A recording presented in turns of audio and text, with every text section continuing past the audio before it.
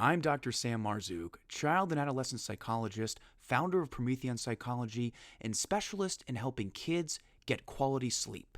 Basically, what that means is I work with kids to help them make sleep their superpower. And a lot of my work is actually working with parents. And I'll tell you, two of the most common questions I get from parents are, how do I get my child to go to bed, especially when they don't want to go to bed? And also, once they do get in bed, how do I get them to stay in bed? In this video, I'm going to give you two tips that can help with both of these questions. So let's start with the first question right here. How do I get my child to go to bed? If you have a child who puts up a big old fuss around going to bed, trust me, you are not alone. This happens way more often than you may think.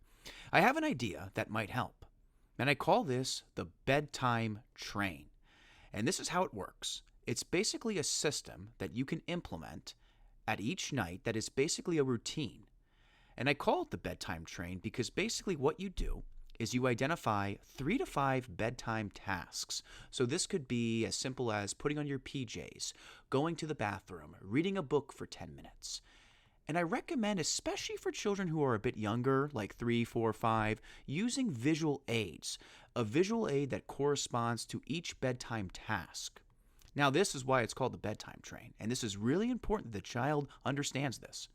The Bedtime Train, in other words, each of the 3 to 5 tasks, they move in one direction. In other words, the first task takes place the furthest away from the bedroom, and the last task usually takes place in the bedroom. So maybe it starts off in the kitchen, then goes to the child's bathroom, and then goes to the child's bedroom.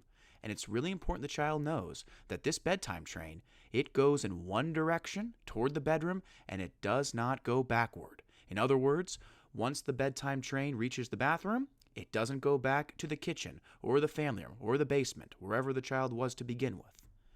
I also recommend, in the bedtime train of the tasks, making the first and last task something the child is excited about doing.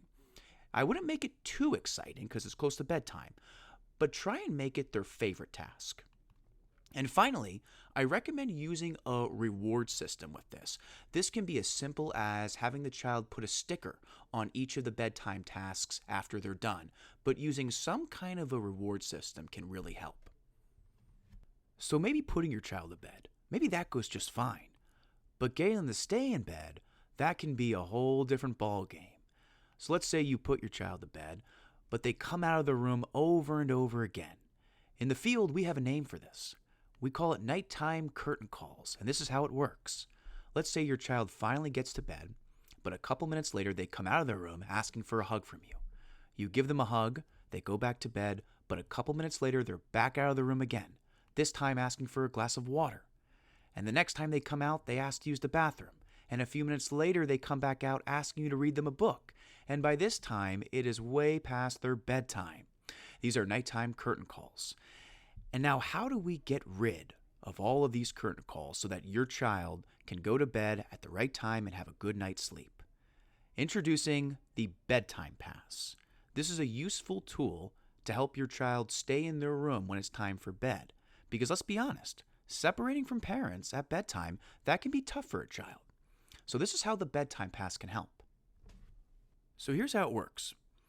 Each night, the child gets one bedtime pass, and I recommend actually making a tangible bedtime pass. So maybe get together with your child, pull out some construction paper, some markers, and try to make a cool-looking bedtime pass, kind of like this.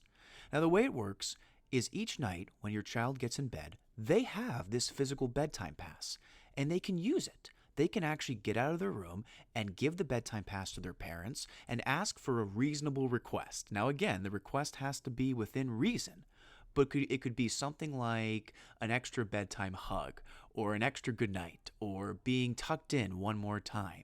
They can use this bedtime pass for that, but they only get one. Now, I highly recommend using a reward system to incentivize not using the bedtime pass. What that means is that the next morning, if the child doesn't use the bedtime pass, they can exchange it for a small age-appropriate reward. That's all for now, and thanks a lot for tuning in and checking us out. And I highly recommend that if you are having serious trouble with your child's sleep, certainly talk to a sleep psychologist, or at least consult with your pediatrician. Check out more of our videos at PrometheanPsychology.com, follow us on YouTube at Promethean Psychology, or on Facebook at Promethean Psych.